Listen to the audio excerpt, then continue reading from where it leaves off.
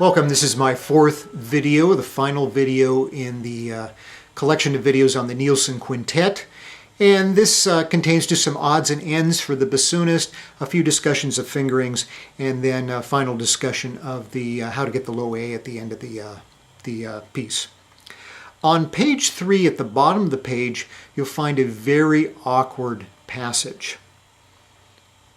And it's awkward because it calls from the F sharp to go to an A sharp and back and forth. If you were to try to do that by leaping the right hand thumb back and forth like this,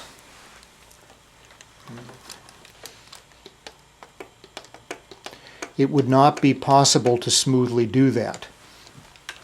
So instead, I use the alternate F sharp fingering, which uses the little finger here for the F sharp. And you can see on the screen, I've indicated with an upside down A an alternate fingering. And this is the symbol I've used for many, many years to indicate an alternate fingering.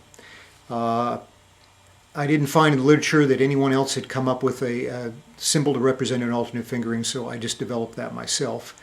And that indicates anytime I have an alternate fingering that I need to alert myself to, I'll put that upside down A there to indicate it to me.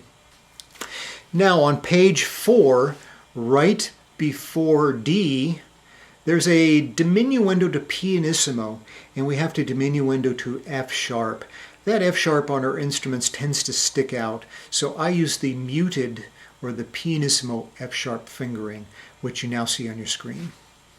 The long sustained A in variation 8 I do on a single breath, but I do that by circular breathing.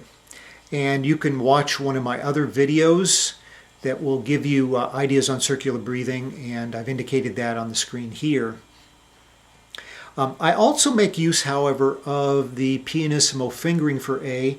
It's nice for me in this passage because it changes the tone color as well as helps me with the dynamics. So I will start the A with the regular fingering, as appears on the screen now. And then in measure 5, I will change to the pianissimo fingering, adding the F sharp key to that A.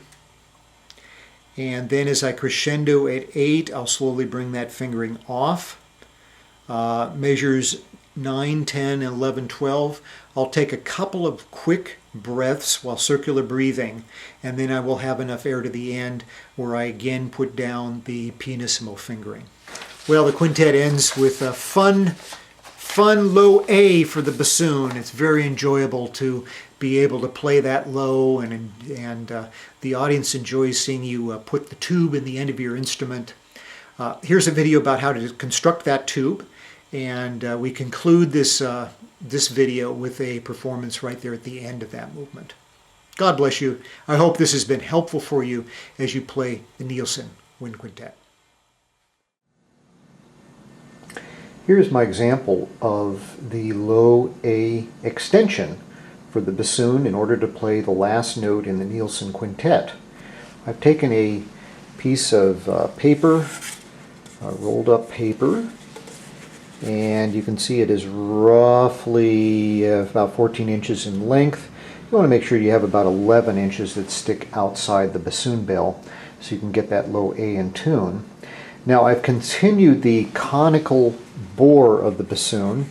You'll notice this end is smaller than that end. So continue that. What I've done is I had flared, just continued the flare out on this end by unrolling the paper a little bit, keeping it in there, taping the ends, and that gives me the nice low A. If you wish to have the low A a little lower, then obviously you need a longer bell. If you need it to have it a little bit sharper, then you just make the extension a little bit shorter. So there it is, the low A extension for the Nielsen Quintet.